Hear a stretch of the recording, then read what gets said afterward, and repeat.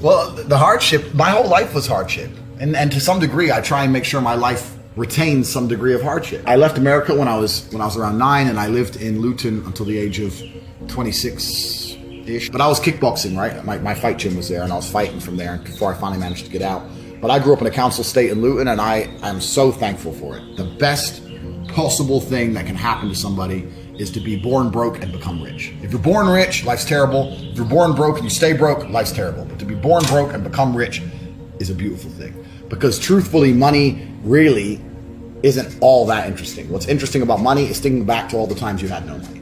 I love to go spend $25,000 for dinner, not because the money... $25,000 for dinner? All the time, yeah. The point is, the food isn't worth it, and it's not worth 25 G's, but the whole fun of it is just thinking back to when you never had 25 grand in your life. I never had any money in my savings account. I was completely flat broke. So it's the juxtaposition that makes it interesting. There's no light without dark. So I love the fact that I was poor. Those are some of the, in some ways, they were some of the happiest times of my life. Life was simpler back when I was poor. I'm not going to buy into more money, more problems. I'm not going to say that being rich isn't fantastic, because it certainly is. However, when you're broke, you have a very simple, singular focus, which is, well, it should be just to make more money. But now my focus is more spread out, because I really do not need to make more money. Many people out here, especially men, are not prepared for wealth. And when I say they're not prepared for wealth, they haven't been through the struggle that's going to allow them to become a man of caliber before they find money. They haven't done the running to the fish stall, running to the gym, getting punched in the face for money. They've never done that. So what happens when a 19-year-old kid catches a crypto pump on some junk like Shiba? Now he's a millionaire, fine. But a few things have happened. First, his ability to work hard has now been destroyed. He'll never work hard again, right? Because look how much money he made with blind luck. You think he's ever going to go out there and get a job and take a pay of 50 grand a year and really dedicate? Never. Even if he lost all that money, the only thing he could ever think to do is to just try and get another pump. Mm-hmm. He's a gambler now. He's effectively a gambler for the rest of his life. So his whole work ethic's been decimated. He has no caliber. He has no character, right? He's got money, but money is nothing more than an amplifier. Money doesn't change who you are. And the problem with most of these crypto dorks is that they were dorks and now they're rich dorks, but you're still a dork. You're still a dork. Yeah, money is just an amplifier. I'll give you an example. Lambo pulls up. Yeah. Nerd gets out. Now he's a super nerd. Oh, some tech dork. He has a Lambo. Who gives a shit? He's a nerd. Lambo pulls up. Big man gets out. Now he's a mafia boss. So my point is that they've missed so many lessons on the path to wealth that wealth used to teach. This is why women used to respect money so much, not just for the money, but you knew you were talking to an ambitious, connected, smart, intelligent man. Yeah. Now you can meet a man with money and he's none of them things. You think money makes you something? Money doesn't make you anything, especially not in the harsh reality of Earth. In the real harsh realities of Earth, bravery makes you something, not your money. Your MetaMask ain't gonna save you if some dude rolls up on you with a blade and decides to stick it in your fucking neck. It's garbage. So these men aren't men. They're amplified dorks. I spent my entire career getting punched in the face.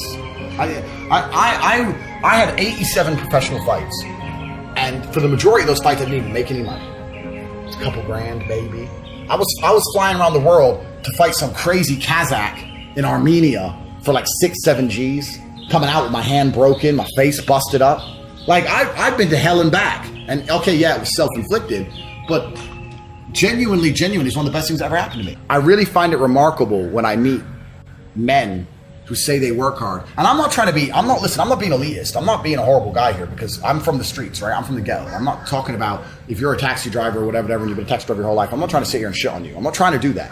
I'm saying that, especially if you're a younger man and you have access to the internet and you're paying attention to the things that are going on in the world, and you do your studying and you're not hard to do some work, blah, blah, blah. If you're not afraid of work, I find it amazing there's guys out here who are still broke. Really? How can you be poor in the modern society that we live in? Like, there's money everywhere. There is. It's literally everywhere. Like, so when I see a dude and he's like, oh yeah, man, I'm broke, da, da, da, I just look at him and go, you're not trying hard enough. You're not trying hard enough. Yeah. You're simply not trying hard enough. I can do it from a single mother, effectively, from a Luton council estate, to ultra high net worth individual. The unfortunate reality about money is that you are competing. So it's player versus player.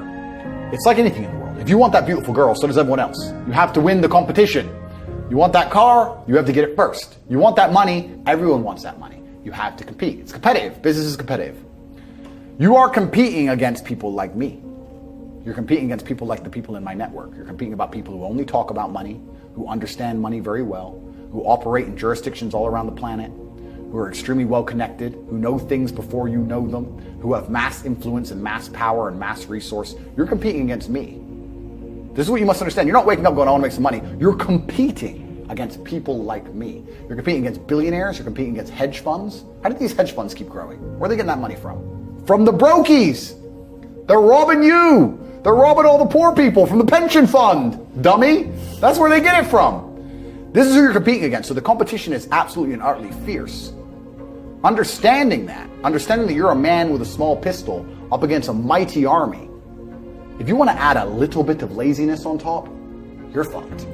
So when I say people are lazy, they go, I'm not lazy, I work hard every day. You work 8 hours a day? You work eight? The fuck? If I'm awake, I'm working. I'll be driving my Bugatti Chiron through Dubai, working. I'm texting at the same fucking time. I don't take a second off. I don't take a minute off. I don't relax. I don't rest. I don't stop. I don't chill. None. Ever. I'm either asleep or at work. That's it. You drive down a street in London, you're driving past trillions of dollars. There's money everywhere. It's all around us. When I was broke, I thought that the world was broke. I thought that there was no money. And then I got rich and realized that I was completely and utterly wrong. There's so much money. It's everywhere. If I go to try and buy a plane or a jet, they're always sold out. My yacht is a fucking 6-year waiting list. I want a Bugatti, they launch it, the email comes to my email address, 2 minutes later, gone. Like, there's so much money. If I want a diamond watch, or a $1 million watch, or $1 million Rolex, you can't get this stuff. There is so much money out there. Once you get to a certain echelon, you realize there's money fucking everywhere. So there's plenty of money in the world. People with no money are just not very good at taking it. So you need to start paying attention. I started off with a really basic, boring job. I was carrying boxes of ice in a fish market. And I wasn't doing anything elaborate, but at least I was working. At least I was getting up at 5 in the morning, running to work, working all day, running to the fight gym, fighting all night, running home. This is what I respect. This. I didn't have a car. Yeah. My family didn't have a car, right? It was literally just run. I used to run 9 miles a day to get places. I had to get places. I just run. So like I couldn't wear nice clothes because I get sweaty, right? So I was this guy who used to wear a tracksuit, a t-shirt, take my t-shirt off so I didn't sweat too much and just run everywhere around Luton. You just see me, the crazy guy, just running. It was bad. Yeah, I grew up in a bad place. But I've always had, the point is I've always had that fire inside of me. I've always had that desire inside of me. I think every man is born with a masculine fire. I think it's certainly the reason why so many things in history happen. It's the reason why so many armies tried to conquer the land. Look, why? Why would the Romans wake up and look in a random direction and say, let's go over there, whoever's there is killing? That's inside of men. There's something masculine about conquest, right? That fire has been dampened. It's been dampened by distraction and consumption and all these things. But for me, I think the fact that I was so broke, I couldn't really distract myself. I couldn't consume anything. I couldn't buy anything. Like, so what do? It was either a life of crime or a life of punching people in the face and getting paid for it. So I chose to get paid.